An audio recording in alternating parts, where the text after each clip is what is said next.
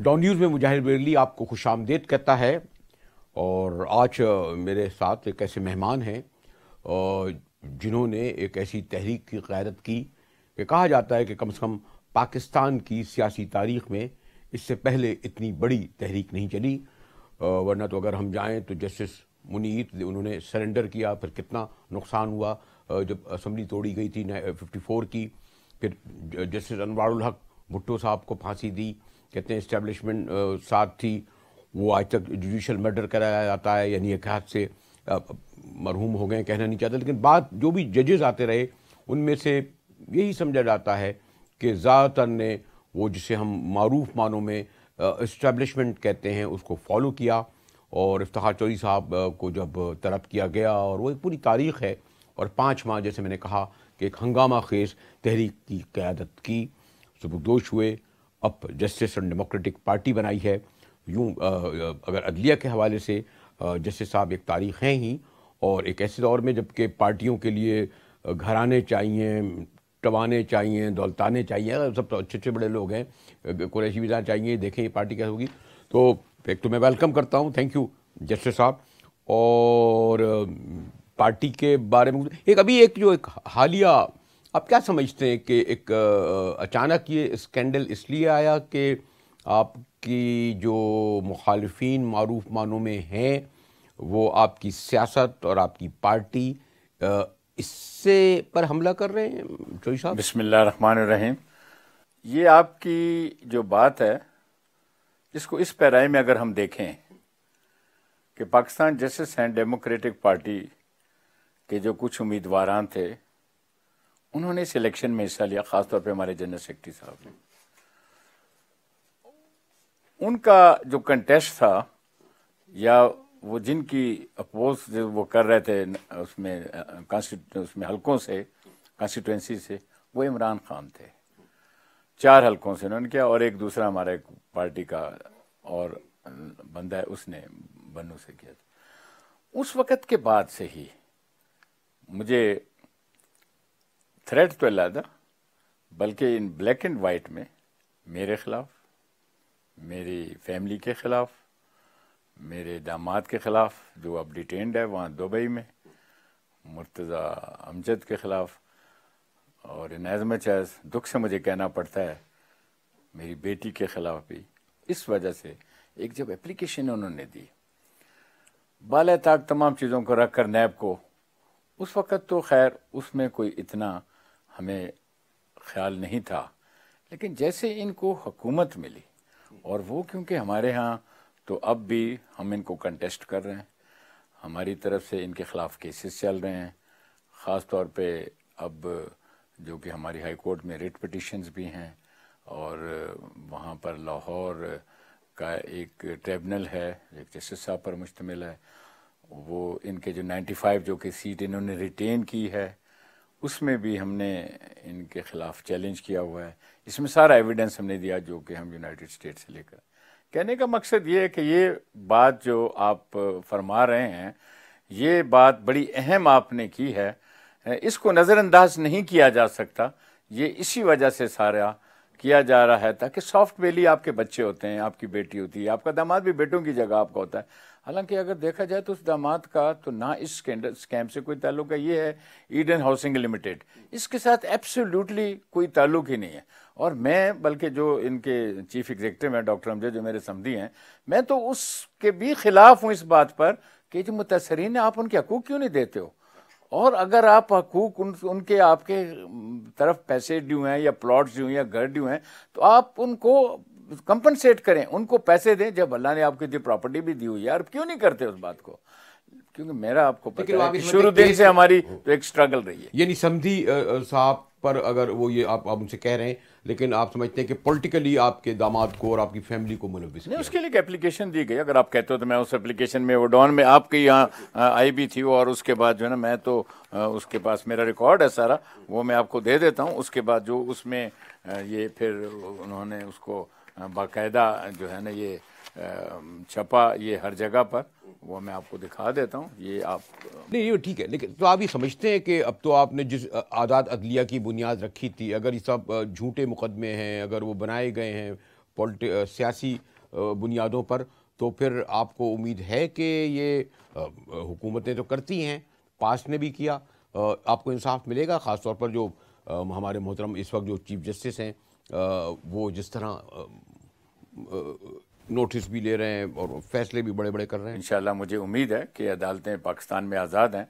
इंशाल्लाह उसको भी क्या, हमको भी, वो तो मुझे भी इन्वॉल्व करते हैं ना, वो सबको अब इंसाफ मिलेगा, ऐसी कोई बात नहीं। अच्छा, जैसे अभी एक ये था कि जब जो आपकी इतनी बड़ी तहरीक चली, उस वक्त पीपल्स पार्टी भी आपके साथ, एक शरीफों के लिए तो खैर वो क्योंकि मुशर्रफ का मामला था, फिर इमरान खान भी, ये तमाम पॉलिटिकल पार्टीज़ उसमें शामिल हो गई। लेकिन मैं देख रहा हूँ कि जैसे ही अब आप रिटायर्ड हुए और आप खुद एक पॉलिटिकल पार्टी के सरबराह हुए या अमली तौर पर सियासत में आए, तो शरीफ की पार्टी भी आपसे खुश नहीं है, पीपल्स पार्टी वाले भी खुश नहीं हैं, इमरान खान वाले भी खुश नहीं हैं। हालांकि इन सबको वो जो उस तहरीक के नतीजे में बाद में इक़्तिदार भी मिलता रहा, तो इसका क्या सबब है? इसको हम ज़ाती समझें या वो सब थ्रेट समझते हैं? देखिए, ये होता है हर किसी के पार्टी के कलेक्टिवली, इनफरादी तौर पर, इज्तिमाई तौर पर, जिसको हम कहते हैं मुफादात होते हैं। उस वक्त सिर्फ एक वन पॉइंट एजेंडा था। ये जितनी पॉलिटिकल पार्टी थी ना, उस वक्त, जिस वक्त हमने 9 मार्च 2007 को मुशर्रफ के खिलाफ हमने तहरीक शुरू की थी, जिसमें हमारे सारे वकला, आप सबको जानते हैं, आप भी उसमें थे सारे। उस वक्त सिर्फ वन पॉइंट एजेंडा था कि इस मुल्क में हमने आइन की बालादस्ती और कानून को नाफिज करना है। उसमें किसी भी पॉलिटिकल पार्टी का, क्योंकि वो जो उस वक्त थे मुशर्रफ साहब, जो प्रेसिडेंट भी थे और चीफ ऑफ आर्मी स्टाफ भी थे, जनरल साहब, वो तो कहते थे कि ओवर माई डेड बॉडी, ख़ास तौर पे इसको नवाज शरीफ को और मरहुमा बेनज़ीर भुट्टो साहिबा को, वो कहता था ओवर माई डेड बॉडी। इसी तरह और भी किसी भी पॉलिटिकल पार्टी को जुर्रत नहीं होती थी कि वो उसको डिफाई कर सके। वो सबसे पहले जब ये 9 मार्च आया, वकला, सिविल सोसाइटी, मीडिया, लेबरर, ये एक मुश्तरका होकर उसके खिलाफ निकले। और 9 मार्च की वो जो तहरीक थी, वो एक मुश्तरका सबकी तहरीक थी और वो आइन की बालादस्ती की। लेकिन ये जो आपके साथ जितने वकला तहरीक के सरखेल थे, ख़ासतौर पर चौधरी एतजाज़ तो आपकी गाड़ी चलाते थे, फिर अली अहमद कुर्द आए और वो, लेकिन ऐसा ऐसा मैं देख रहा हूँ, मसलन चौधरी साहब का पता नहीं, हमारे मेरे लिए बड़ा पुराना ताल्लुक़ है, ख़ास है, ये क्यों एकदम से आपका जो, यानी आप उनके कमेंट्स, उनके रिमार्क्स, उनकी क्या पॉलिटिकल या नहीं, ऐसा सच नहीं, उनके कमेंट्स एंड रिमार्क्स उसकी मैं बता देता हूँ। आप सिर्फ चौधरी साहब का नाम ना लें, और भी बहुत से लोग होंगे। हर कोई अपने अपने पॉलिटिकल पार्टी में चला जाता है। जैसे अभी चौधरी साहब को अल्लाह ताला ने अपनी पॉलिटिकल पार्टी में बहुत अच्छा मुकाम दिया हुआ है, मुझे खुशी होती है इस बात की। इसी तरह कोई जो मुस्लिम लीग के हमारे साथ हम उस वक्त चलते थे, उनको अपनी पॉलिटिकल पार्टी ने बहुत से मफादात दे दिए। और सबसे बड़ी बात ये हुई ना कि जब अदलिया बहाली हो गई, मैं चीफ जस्टिस बन गया, और हमारे साथ जितने भी साथी थे, वो हमारे कई साथी जो कि हमारे साथ थे, हमारे सामने पेश होते थे। जब एक नई पार्टी की बुनियाद रखें तो ये तमाम वकला तहरीक और बारों और बेंचों के सरखेल आपके साथ खड़े होंगे, लेकिन सब बड़े नाकिद आप बन के खड़े हो रहे हैं। नहीं, लेकिन वो बात वो इसलिए ना कि ऑलरेडी लोग अपनी अपनी पार्टीज में एडजस्ट होते हैं। जब आप एडजस्ट होते हैं अपनी पार्टी में, तो ये बड़ा मुश्किल होता है। अब जैसे अभी हमारे साथ जो लोग हैं, अगर इनको कल किसी पार्टी में जाना पड़ेगा, इनके लिए भी मुश्किल हो जाएगी ना, क्योंकि चाहे इस पार्टी में किसी को कोई फायदा है या नुकसान है, लेकिन इस पार्टी के साथ तो है ना वो, इसलिए जो है ना उनका, इस वजह से। लेकिन ये अल्लाह ताला की मेहरबानी है कि हमारे जो म्यूचुअल रिस्पेक्ट का ताल्लुक है, और वो जो हमारी कॉमन चीज़ है सब में, किसी का भी आप नाम ले लें, आप उसका एतजाज साहब का ले लें, अली अहमद कुर्द का नाम ले लें, वो तमाम इस बात पर तो मुत्तफिक होते हैं कि ये तहरीक हमने इसलिए मुल्क में चलाई थी कि सुप्रीम जो कॉन्स्टिट्यूशन जो है, इसकी सुपरमेसी हो। तो क्या अभी आप समझते हैं कि जो लेकिन ये खैर बहस में मैं नहीं पढ़ूंगा कि जो पार्लियामेंट की बालादस्ती जो इस वक्त है, या अदलिया की बालादस्ती, ये भी एक जगह चलता रहता है, और जो हुकूमत आई है अव्वल तो उसको भी एक हमारे यहाँ तमाम इलेक्शन की तरह ये भी एक मुतनाज़ा बन गई है। ये और बहुत सवाल, लेकिन एक मैं थोड़ा सा ये भी करना चाहूँगा कि वही फिर पार्टी के हवाले से आपकी, कि चलें ब्रेक के बाद ये सवाल कर लेता हूँ, हमारे साथ रहिएगा।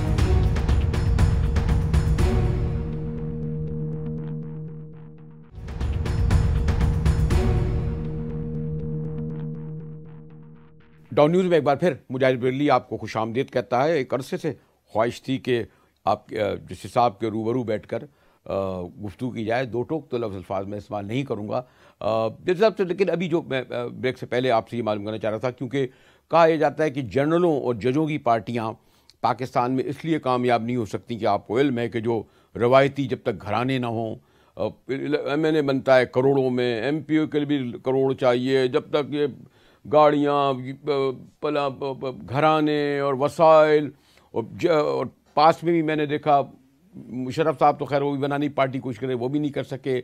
वजी साहब ने बनाई, वो भी नहीं बनी। उससे पहले भी बेचारे एयर मार्शल अजहर खान, वो भी पार्टी नहीं बना सके। मतलब जो पार्टी बनाने के लिए, तो मैंने आपसे कहा ना कि जब तक ये भारी भरकम लोग ना हो, तो ये जो आपने पार्टी बनाई है तो आपको चौधरी साहब। नहीं, मैं इससे आपसे इत्तेफाक करता हूँ। और इस अजारादारी को कि सिर्फ जो लोग ये कहते हैं, जैसे आज वो इलेक्टेबल का एक वर्ड बड़ा इस्तेमाल होता है, और जो इमरान खान के काम भी आया इस इलेक्शन में।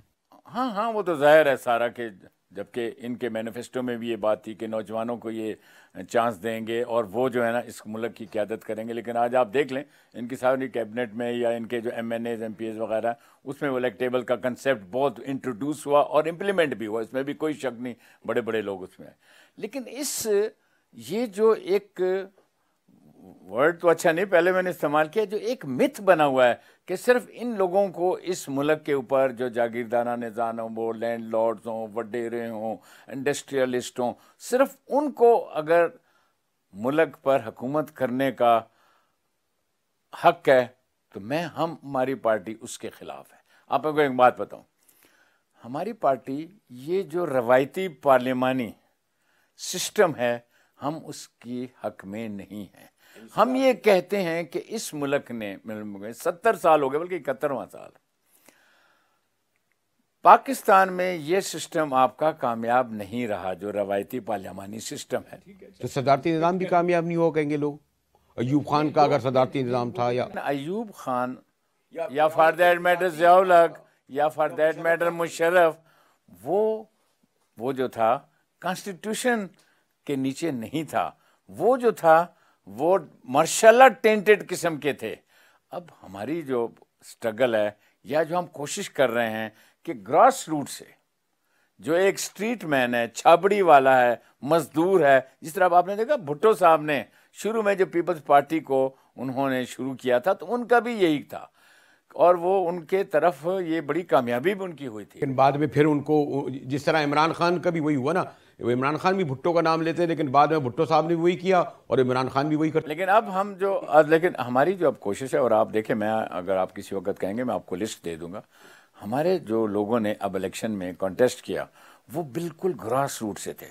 ना तो वो वडेरे थे, ना वो कोई रिटायर्ड फौजी थे, ना वो कोई जर्नैल थे। इसीलिए कामयाब नहीं हुए। और कामयाब होने के लिए वडेरा होना जरूरी है। नहीं, कामयाब होंगे। और फिर लोग कहते हैं इलेक्शन का मकसद ही ये होता है कि कामयाब हो, जैसे कि इमरान खान बाद में मान गए। इमरान खान भी 2002 में एक नचे, 2008 में पता नहीं 13 में शायद 35 नचे। अब इसीलिए कामयाब हुए ना कि उनको एक कामयाब वो काफ और नून और PPP वाले मिल गए। चौधरी साहब, बरेलवी साहब, ये जो आप कामयाबी की बात कर रहे हैं ना, इसके ऊपर बहुत बिग क्वेश्चन मार्क है। आज भी आप देख लो, इलेक्शन के मुतालिक बातें हो रही हैं, जिस पर पार्लिमानी कोई बोर्ड भी या कमेटी भी बन गई है। आप देखें किस तरीके से ये इंतखाबात हुए हैं। हमारे कराची के एक दो जानने वाले हैं, वो एक नाम मैं नहीं लूँगा, ज़ाहिर है कि उनका केस कहीं चल रहा है, वो सिर्फ 336 वोट से उनका कम थे। और जब 336 वोट से उनका कम थे तो उन्होंने 2-3 जगह एप्लीकेशनें दी, लोग एग्री कर दे, लेकिन at the end of the day उन्होंने कहा कि नहीं आप इलेक्शन ट्रिब्यूनल में चले जाएं। सर, ये जो बातें हैं ये अभी खुलेंगी जब ये एविडेंसेस लोग लेकर आएंगे। तो इसमें तो फिर इलेक्शन कमीशन पे भी तो सवाल उठेगा। पर तो उठ गया, इसमें जुडिशरी पे भी उठेगा। अच्छा, नहीं, जुडिशरी पर नहीं उठेगा। देखें, पहले भी मैंने कहा था, 2013 वाली बात में आरओज की बात बड़ी करते थे, ये आपके इमरान खान जब वजीर आजम साहब थे, इनको कंटेम्प्ट का नोटिस भी मिला था मेरे वक्त में। जुडिशरी पर इसलिए नहीं उठेगा कि जुडिशरी का कंट्रोल नहीं होता है। कंट्रोल वो होता है जो कि अंदर बूथ में बैठा होता है या उसको जो सुपरवाइज कर रहा होता है। फिर इसके माने वो फिर मियाँ साहब का बयान दुरुस्त है, जो कि खिलाई मखलूक की जो टर्म उसने इस्तेमाल की है। नहीं तो आप मियाँ साहब के बयान को किसी जगह पर टेस्ट करके देख लें ना। मियाँ साहब ने तो कोई बात कर दी हुई, आप टेस्ट करके देख लें। आज मुशर्रफ को लोग क्यों बुरा कह रहे हैं? मुशर्रफ ने जो आज अदलिया के साथ क्या किया और इस मुल्क के साथ क्या किया, आपके बच्चे उठाकर, आरफत सिद्दीकी वाला केस नहीं, कल भी हमारे जो फॉरेन मिनिस्टर साहब हैं, मेरे ख्याल उनके हवाले से कोई था कि हमारी कौम कहती है कि उनको वापस लाएं, शायद उन्होंने अपना वो बयान, वो उन्होंने अपना डिमांड दोहराई है ना शकील दुरानी वाली, तो इसने उसने कहा नहीं हमारी भी तो कौम ये चाहती है वो।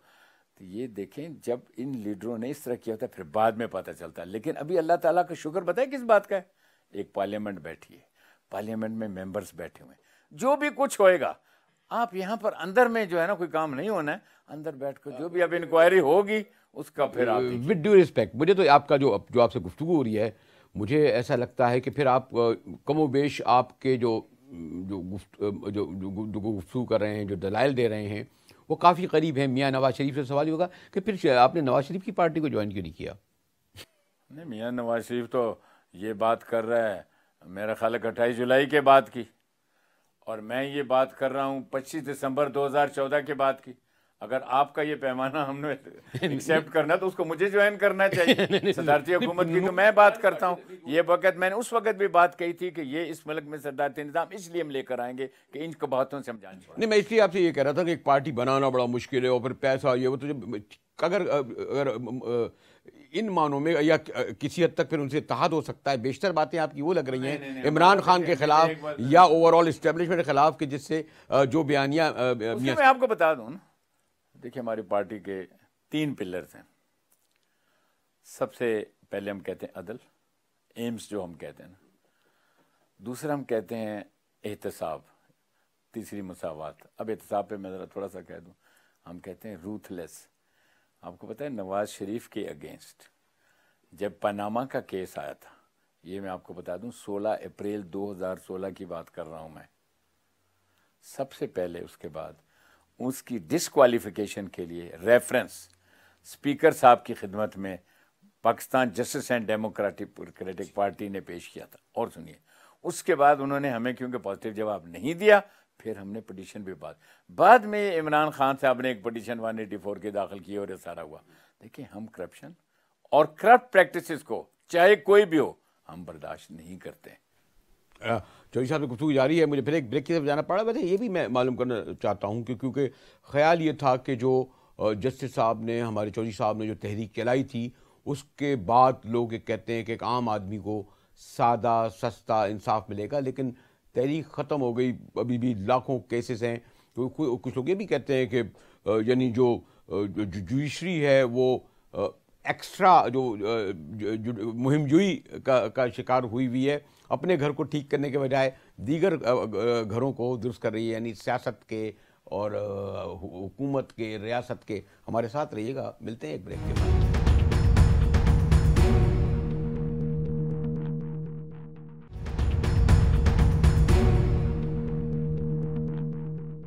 डॉन न्यूज़ में एक बार फिर मुजाहिद बरेलवी आपको खुशामदीद कहता है।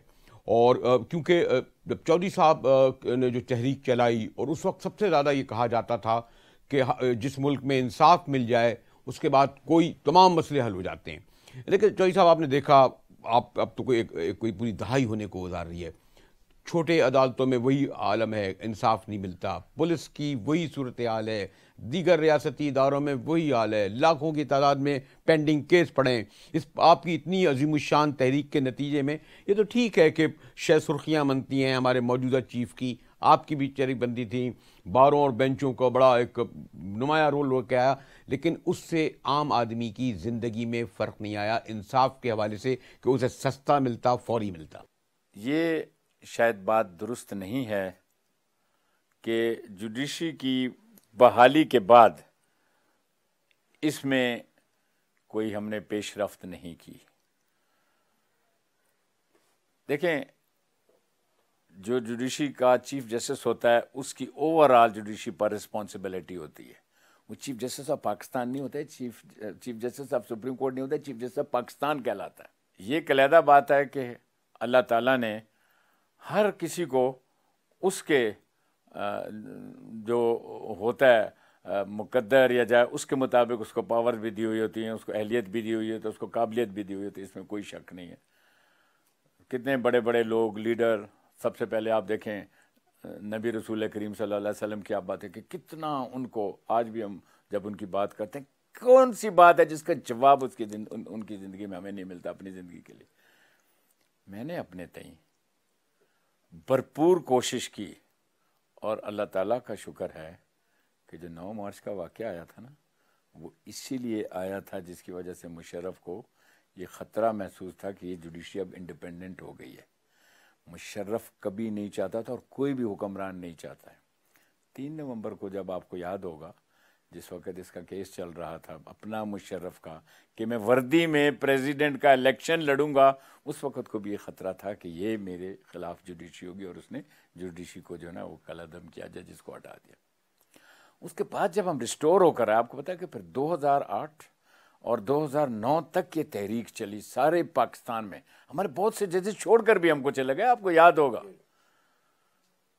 और वो जाकर उन्होंने वो हमारे एक अब्दुल हमीद डोगर साहब थे, जैसे उनके हाथ पर बैत कर ली और वो बाहर गए। वो हमने किसी तरीके से उनको फिर जो भी किया, लेकिन मैंने जो भी गिवन लॉज थे उसके नीचे एक पॉलिसी बनाई थी, उसको कहते हैं नेशनल जुडिशल पॉलिसी। उसको हमने इन्फोर्स किया सारे पाकिस्तान में। और अब आप निकाल कर देखिएगा हमारी रिपोर्ट्स। जब मैं रिटायर हुआ 2013 में, लोअर कोर्ट में एक्सेप्ट 1-2 शहरों के, बाकी मोस्टली केसेस 2011-2012 के चल रहे थे। लेकिन इसके साथ साथ अब एक चीज ये भी देखिएगा, ना तो उस वक्त की हुकूमत में ना आज की हुकूमत में आर्टिकल 37 सब आर्टिकल डी के नीचे जो इनकी जरूरियात होती हैं वो आज आपने खरगोश पकड़े, मेंढक पकड़े, मगरमच्छ नहीं पकड़े, हाथी नहीं पकड़े, 1000 लाख वाला पकड़ा, खरबों वाला, करोड़ अरबों वाला नहीं मिला। करप्शन यहाँ तक पहुँच गई, जायदादें दुबई में निकल रही हैं, फ्लैट जो है वहाँ पे लंदन में निकल रहे हैं लोगों के। ये भी तो कहते हैं ना कि वही बेचारा आम आदमी के लिए तो इंसाफ पकड़ा जाता है, बड़े लोग नहीं पकड़े गए ना।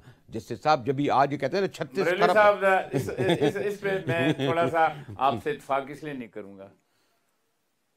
ये आरपीपीस के केस कैसे पकड़े गए, एनआरओस के केस कैसे पकड़े गए, एनआईएलसी के केसेस कैसे पकड़े गए, पंजाब बैंक का केस कैसा पकड़ा गया, और भी जो कि मुझे अब याद नहीं है।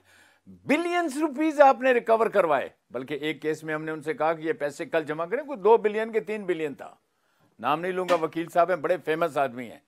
कहने लगे कल तक नहीं हो सकता। मैंने कहा आपका क्लाइंट कहाँ है? उनका जी वो बैठा है। मैंने कहा उसको कहिए कि 7:30 तक कल पैसे ले आए, नहीं तो फिर कल ये खुद ना आए। कहते क्यों? मैंने कहा फिर हम लाएंगे, हमारे लाने का तो और तरीका है ना, हमारे तो फिर पुलिस लेकर आती। मैंने कहा फिर हम लाएंगे। आप यकीन करें उस दिन 7 बजे वो कोर्ट में बैठा हुआ था। अल्लाह ताला की मेहरबानी से हमने इन करप्ट को जितना उस वक्त में जब मेरा टेन्योर था, जुडिशरी ने बड़ा एक्टिव, और अब भी वही हो रहा है। आपका क्या ख्याल है, मियाँ साकिब निसार का कोई पर्सनल एजेंट है, या मियाँ साकिब निसार साहब को कोई हफ्ते के 8 दिन काम करने में कुछ ज्यादा तनख्वाहें मिलती हैं? और लोग ये कहेंगे कि अगर सब काम जुडिशरी को करना है तो फिर ये पार्लियामेंट हुकूमत का है कि ये पार्लियामेंट और हुकूमत काम कर नहीं रही है। ये देखें, वो कहते हैं करने नहीं दे रहे। कौन नहीं करने दे रहा?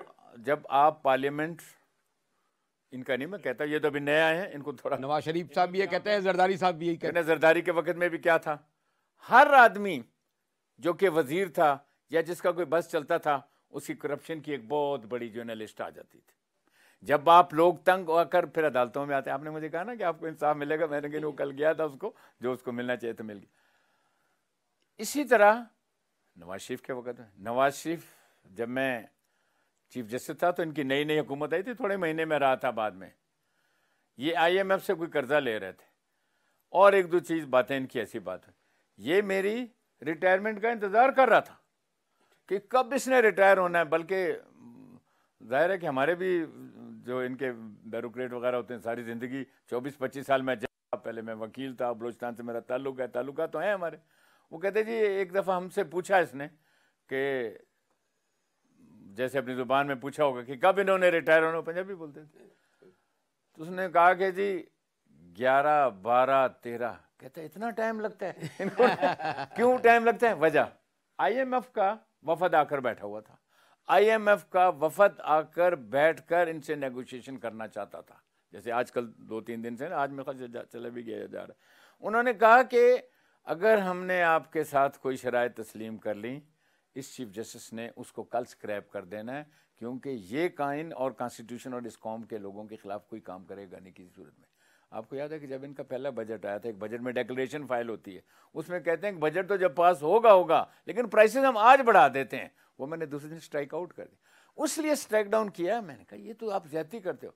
जुडिशरी हमेशा, जैसे आजकल, मैं तो अप्रिशिएट करता हूँ क्योंकि ये अल्लाह ताला की मेहरबानी से हमें कॉन्स्टिट्यूशन से हम अपने पावर्स ले रहे हैं। 184(3) की पावर्स हम कहाँ से लेते हैं? 184(3) के अब जितना चीफ जस्टिस को आप देख लो, मेरा ख्याल हफ्ते के 8 दिन है या 7 दिन है, और वो कुछ 2 दिन तो मेरे ख्याल उसके बेचारे की ट्रैवलिंग में लगते हैं, रात को, दिन में नहीं, और सुबह फिर कोर्ट में बैठे होते हैं। हमारे साथ रहिएगा, मिलते हैं एक ब्रेक के बाद।